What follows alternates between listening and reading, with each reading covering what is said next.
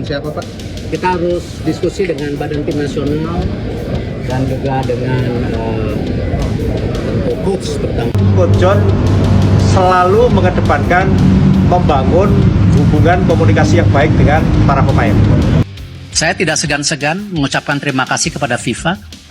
Di mana di banyak kegiatan FIFA selalu bilang Indonesia menjadi salah contoh yang bagus. Tapi artinya semua negara ingin bersaing sama kita. Should we do it again Indonesia? Every year. Presiden tidak mau kita terkucilkan dari peta persepak bolaan dunia. Saya tentu akan berusaha keras memastikan transformasi sepak bola Indonesia ini terjadi, bukan wacana tapi benar-benar terjadi. Congratulations to the Football Association of Indonesia. Apa kabar Indonesia? Kabar baik. Wow, you really. Yeah, I think it's a great opportunity for Indonesia at a very good time. We're right at the start of a new. And you mentioned World Cup qualification. I mean, that's the mission. It could be great from many points of view, not only for us. That could be awesome.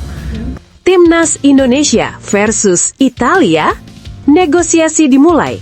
Garuda siap hadapi raksasa Eropa. Mimpi besar Timnas Indonesia, John Hartman targetkan Piala Dunia 2030 dan jadi Raja Asia Tenggara. Kalau kalian suka dengan channel ini, jangan lupa like, komen, dan subscribe ya.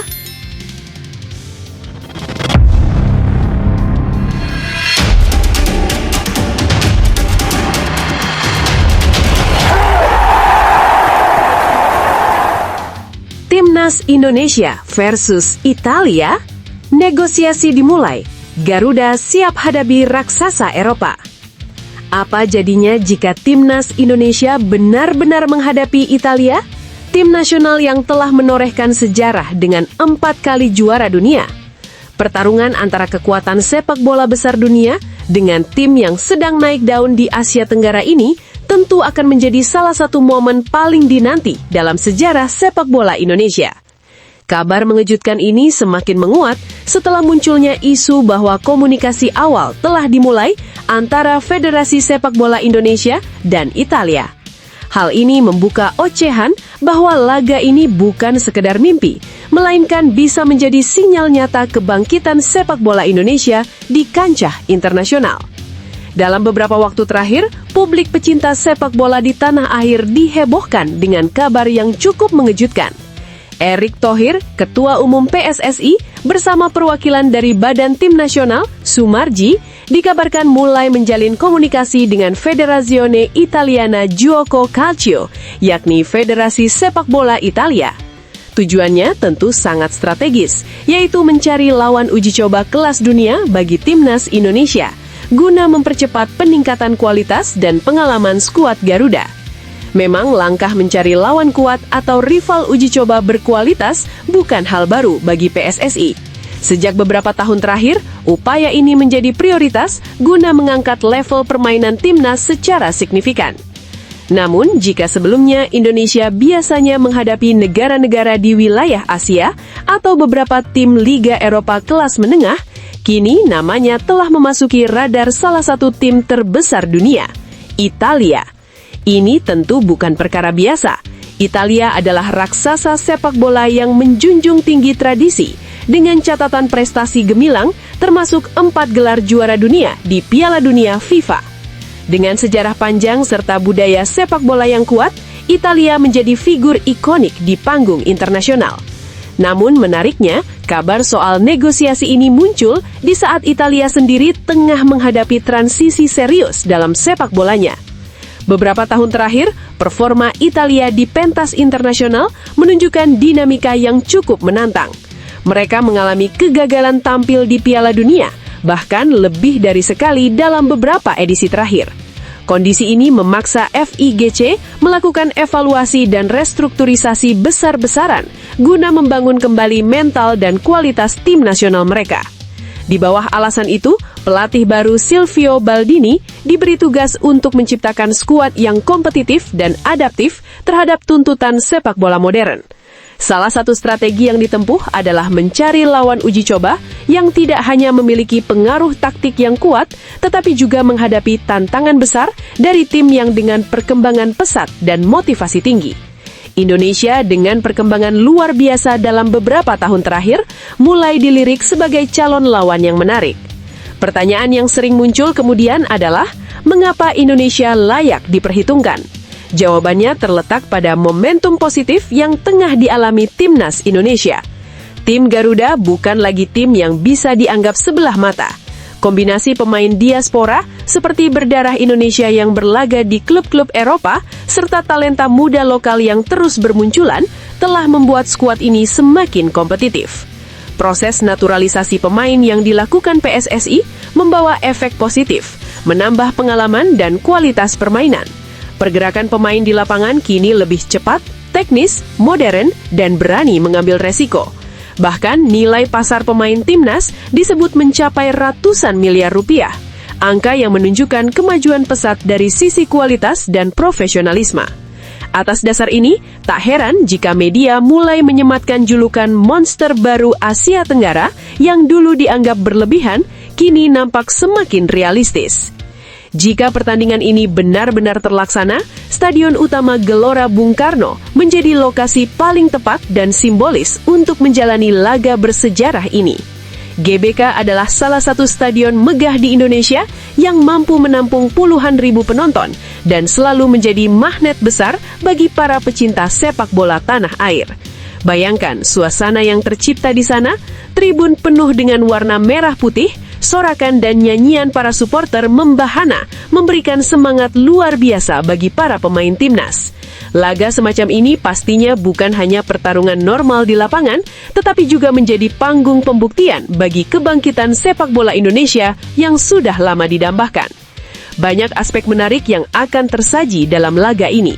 Dari sisi taktik, duel antara pelatih Teku Silvio Baldini dari Italia dan pelatih Timnas Indonesia menjadi pertarungan strategi yang penuh intrik.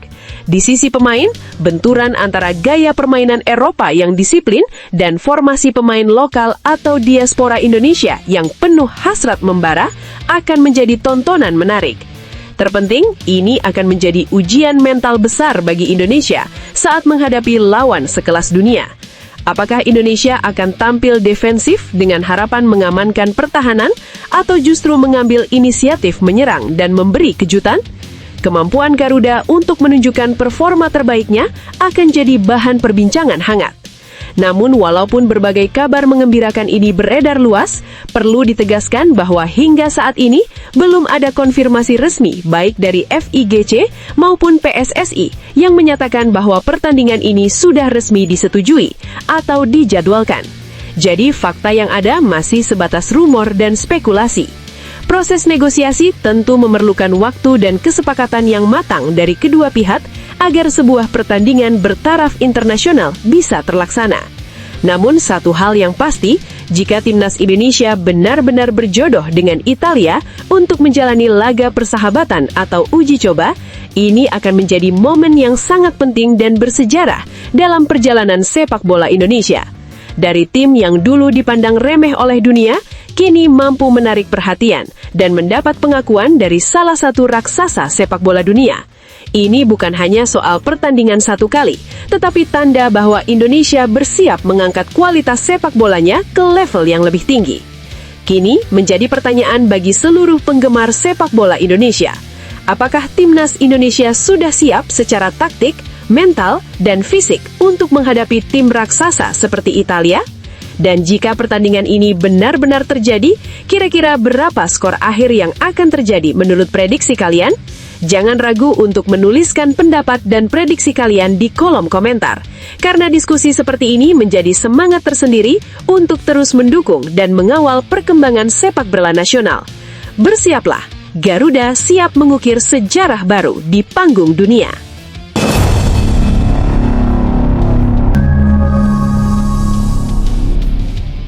Mimpi besar Timnas Indonesia, John Hartman targetkan Piala Dunia 2030 dan jadi Raja Asia Tenggara.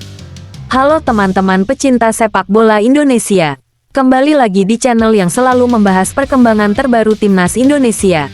Di kesempatan kali ini, kita akan membahas kabar yang sangat menggembirakan dan menjadi energi positif bagi seluruh penggemar sepak bola tanah air. Pelatih baru Timnas Indonesia, John Hartman, tidak sekadar hadir untuk mengisi posisi kosong.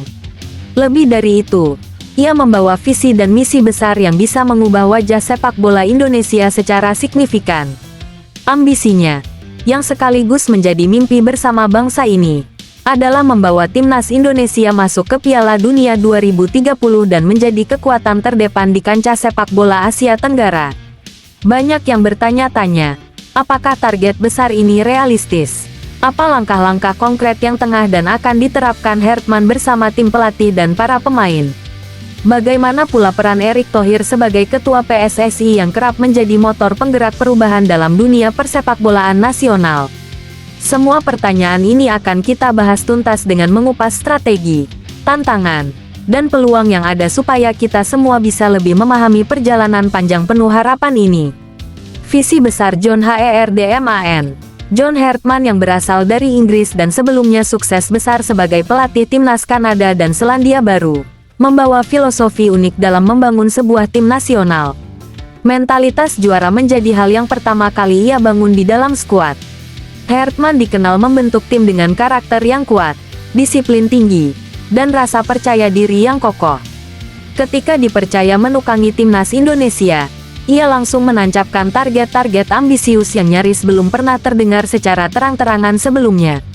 3 fokus utama Hartman adalah lolos ke Piala Dunia 2030, mendominasi panggung sepak bola Asia Tenggara, membangun identitas permainan modern yang agresif, cepat, dan berteknik tinggi. Dalam pandangan Hartman, Indonesia memiliki keistimewaan dan potensi besar yang belum tergali secara maksimal. Dengan populasi yang sangat besar, semangat supporter yang tiada duanya, serta peningkatan pelatihan dari akar rumput, Hartman yakin Timnas Indonesia bisa maju. Menurut data dari PSSI dan berbagai pengamat sepak bola, Indonesia memang telah menyiapkan program pembinaan yang lebih terintegrasi dengan pembentukan akademi dan penambahan pelatih berlisensi internasional. Ini menjadi modal penting dalam mengembangkan talenta-talenta muda yang kelak bisa menjadi tulang punggung timnas. Hal menarik lainnya, Hartman juga dikenal sebagai pelatih yang menaruh perhatian besar pada pengembangan mental pemain sekaligus pemetaan teknologi modern untuk meningkatkan performa tim, termasuk penggunaan data analitik dan metodologi latihan terkini. Dengan pendekatan modern ini, Hartman yakin dirinya mampu membawa Timnas Indonesia ke daya saing dunia. Indonesia menuju Raja Asia Tenggara. Jika bicara soal kancah Asia Tenggara, sepak bola Indonesia sempat mengalami masa-masa sulit karena berbagai faktor, mulai dari kurangnya konsistensi performa hingga kendala strategi yang tidak sesuai dengan perkembangan modern. Namun, dengan datangnya John Hartman, atmosfer kompetisi di wilayah ini pun diharapkan mengalami transformasi. Saat ini, Thailand, Vietnam, dan Malaysia menjadi rival utama yang sering menghalangi langkah Indonesia meraih gelar regional. Masing-masing negara tersebut telah menunjukkan progres luar biasa, baik dari segi struktur liga domestik maupun pembinaan pemain muda yang berkelanjutan. Vietnam, misalnya, berhasil menembus turnamen Piala Dunia U20 dan punya sistem pengembangan talenta yang sistematis. Thailand juga terus mengasah kualitas pemain dan infrastruktur mereka. Untuk itu, Hartman merancang serangkaian langkah strategis, mulai dari reformasi taktik hingga memperbaiki intensitas latihan fisik, agar para pemain bisa bersaing dalam level yang lebih tinggi. Selain itu, Hartman menanamkan filosofi mental juara, yang diharapkan bisa mengubah mindset pemain dari sekadar bermain untuk menang menjadi bermain untuk mendominasi. Kunci keberhasilan Hartman adalah menemukan keseimbangan antara kecepatan, ketangkasan, dan teknik individu yang agresif, sekaligus kerja sama tim yang solid dan kedisiplinan tinggi. Jika berhasil, Indonesia tidak hanya akan tampil sebagai pesaing kuat, tapi juga sebagai tim yang dikdaya di Asia Tenggara dalam waktu dekat. Agenda penting Timnas. Dalam beberapa bulan ke depan, Timnas Indonesia di bawah komando John Hartman akan menghadapi 2 agenda utama yang menjadi tolok ukur sejauh mana progres dan kesiapan tim menghadapi target-target besar ke depannya. FIFA Matchday bulan Juni. Turnamen atau pertandingan persahabatan internasional di bulan Juni ini menjadi ajang penting untuk menguji kesiapan taktikal dan permainan timnas melalui lawan-lawan yang cukup kompetitif secara internasional. Hertman kemungkinan akan memanfaatkan momen ini untuk melakukan eksperimen strategi, menentukan komposisi pemain, serta mengukur daya tahan dan kekompakan tim. Piala AFF Hyundai Cup bulan Agustus. Turnamen ini adalah ajang paling dinanti di kancah Asia Tenggara. Selain mewakili kebanggaan nasional, ini juga menjadi medan pertempuran memperlihatkan adaptasi teknik dan keberhasilan program latihan Hertman serta tim. Berdasar evaluasi dari hasil kompetisi ini, tim pelatih bisa menentukan langkah perbaikan khusus menjelang kualifikasi Piala Dunia dan ajang lainnya. Berdasarkan rencana kerja tim pelatih, proses seleksi dan pelatihan selama 2 agenda ini akan menjadi pondasi yang sangat vital agar timnas bisa memperbaiki konsistensi permainan, meningkatkan chemistry antar pemain, serta memperkuat mental bertanding yang selama ini menjadi kendala dalam menghadapi tekanan saat bertanding. Peran Erick Thohir dan PSSI tidak dapat dipungkiri. Kesuksesan sebuah tim nasional juga dipengaruhi oleh manajemen dan regulasi organisasi sepak bola induk negara.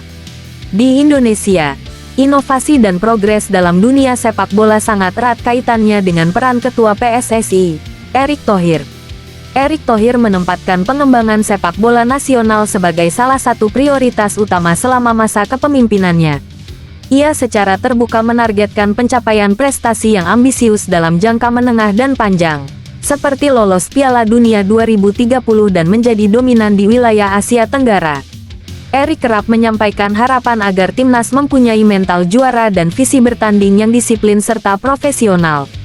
Berbagai inisiatif yang dicanangkan oleh Erick Thohir antara lain, memperkuat program pembinaan usia muda dengan membangun akademi sepak bola di berbagai daerah, melakukan proses naturalisasi untuk pemain-pemain asing berkualitas demi memperkuat skuad timnas, meningkatkan kualitas infrastruktur, termasuk stadion dan pusat pelatihan yang memenuhi standar FIFA. Memfasilitasi pelatih dengan pelatihan berkelas internasional agar mampu mendidik talenta-talenta muda secara optimal. Langkah-langkah ini dilakukan sebagai fondasi agar timnas Indonesia bisa berkembang secara berkelanjutan dan kompetitif di pentas internasional, tidak sekadar berharap hasil instan. Mimpi besar menuju Piala Dunia 2030. Lolos ke Piala Dunia sudah lama menjadi impian seluruh bangsa Indonesia. Walaupun menjadi misi yang tidak mudah, kini dengan adanya penambahan kuota peserta tim dari Asia dan tersedianya skema kualifikasi baru, peluang untuk mewujudkan mimpi ini semakin terbuka lebar. Namun, syarat utama yang wajib dipenuhi adalah konsistensi performa di setiap pertandingan, terutama dalam babak kualifikasi Piala Dunia. Mental kuat pemain dalam menghadapi tekanan dan tantangan berat di level internasional. Dukungan kuat dari seluruh komponen, mulai dari klub, federasi, media, hingga pendukung supporter. Mimpi besar Piala Dunia 2030 harus dilihat sebagai target jangka panjang yang bisa dicapai dengan kerja keras bergotong royong dan dukungan nyata dari semua pihak. Dengan semangat kebangsaan yang menggebu, mimpi ini tidak lagi sekadar khayalan, melainkan mungkin menjadi kenyataan yang membanggakan. Perluasan dari segi kebudayaan dan sosial, sepak bola di Indonesia tidak hanya soal olahraga, melainkan juga merupakan fenomena sosial dan budaya yang sangat kuat. Supporter timnas Indonesia, yang dikenal sangat fanatik, selalu hadir untuk memberikan dukungan luar biasa dalam setiap pertandingan. Fenomena Garuda di Dadaku bukan sekadar slogan, tapi jiwa dan identitas yang mengikat seluruh lapisan masyarakat dari Sabang sampai Merauke. Penguatan prestasi timnas juga akan berdampak pada kebanggaan nasional dan identitas kolektif yang bisa meningkatkan solidaritas bangsa. Dengan sukses timnas, diharapkan generasi muda semakin terinspirasi untuk menekuni olahraga dan hidup sehat. Nahkoda seperti John Hertman yang membawa visi global mengalami perpaduan dengan karakter lokal diyakini bisa menghasilkan formula sukses bukan hanya di lapangan, namun juga pada tatanan sosial yang lebih luas. Pendidikan dan pengembangan talenta muda sebagai kunci keberlanjutan. Salah satu aspek terpenting dalam mewujudkan mimpi besar timnas Indonesia adalah pembangunan fondasi yang kuat melalui pembinaan pemain muda. Hertman dan tim pelatih PSSI sangat menyadari bahwa tanpa generasi dan peningkatan kualitas bibit-bibit pemain muda, target jangka panjang seperti Piala Dunia 2030 akan sulit dicapai. PSSI pun telah menggalakkan berbagai program pengembangan pemuda yang mencakup kolaborasi dengan klub-klub lokal, sekolah sepak bola, serta akademi-akademi di berbagai daerah. Program ini fokus pada peningkatan teknik dasar, pemahaman taktik modern, hingga pengembangan karakter dan mental juara sejak dini. Efektivitas pelatihan juga ditingkatkan dengan adanya pelatih berlisensi internasional dan penggunaan teknologi serta data analitik untuk memaksimalkan potensi individu setiap pemain.